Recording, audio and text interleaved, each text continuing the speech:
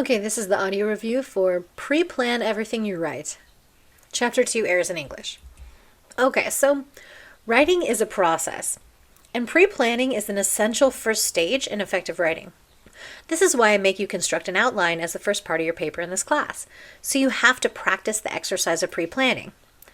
It is the work you do on the front end that helps you do less work later, or have more focus when you're drafting in later stages. So it's important to structuring logical arguments, especially since your focus can guide the paper, but often we look so heavily to the literature, it can become muddled. So let me clarify. What I mean is, let's say I'm writing an outline for a paper, and I set up the basic structure first, which helps me stay in the driver's seat of the paper. You'll obviously adapt and change your paper throughout the class. It's not as if your exact outline ends up being the paper. But what it does is give you the structure that helps alleviate stress and writer's block, since if you get lost or overwhelmed, you only have to refer back to your outline to get you back on track. Right?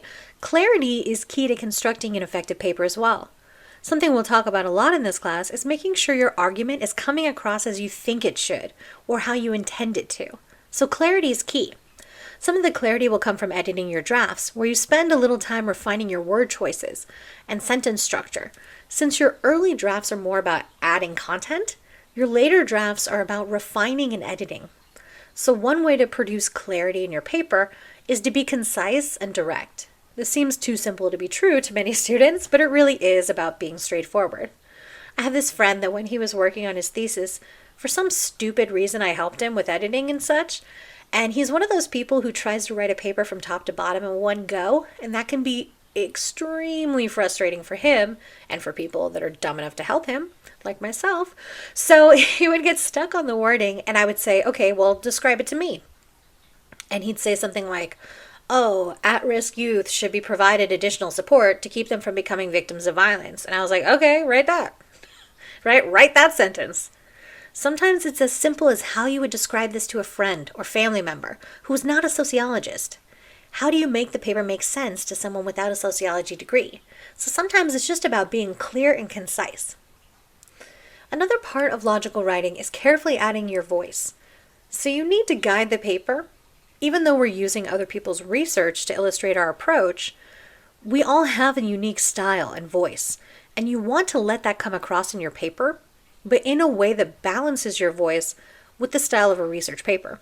So you don't want to be super informal with your voice, but you do want the paper to sound a bit like you, since I'm sure you have research papers that sound super dry and boring. Often they don't have that voice leading them. So originality. We all write from our own personal narrative.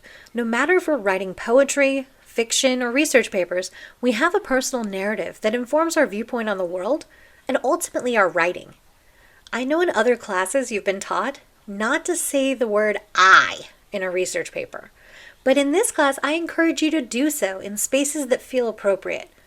It can seem super vague when we avoid saying I and instead say something like the researcher, right? Later we'll talk about when it makes sense to use it, when it doesn't, but for now keep in mind that if you mean it to or not, your perspective informs your choice of topic, your approach, and everything about the paper. And the more aware you are of these things, the more you can counteract that and the potential bias that goes with it.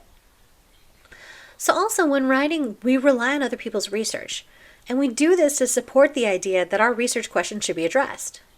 So this is why it's important to understand the context and scholarship around your research topic, so you can convey the concepts and theories that matter most and are found most prominently in the literature.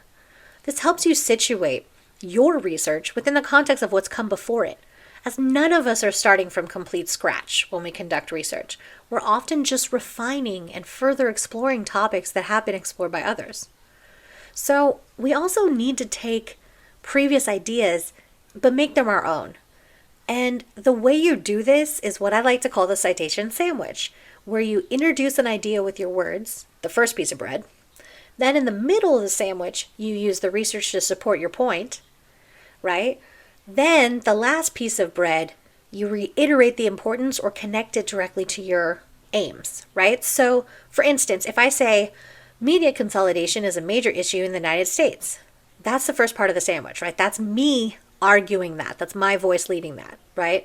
Then I use the second sentence to support that, the middle of the sandwich. So I will use research, right? So for instance, actually, let me just give you the full example, then we'll break it down. Okay, so for instance, if I say media consolidation is a major issue in the United States, and then I say, according to the media watchdog group FAIR, over 90% of the media in the United States is controlled by 6 companies, which can influence what stories are covered and which are ignored.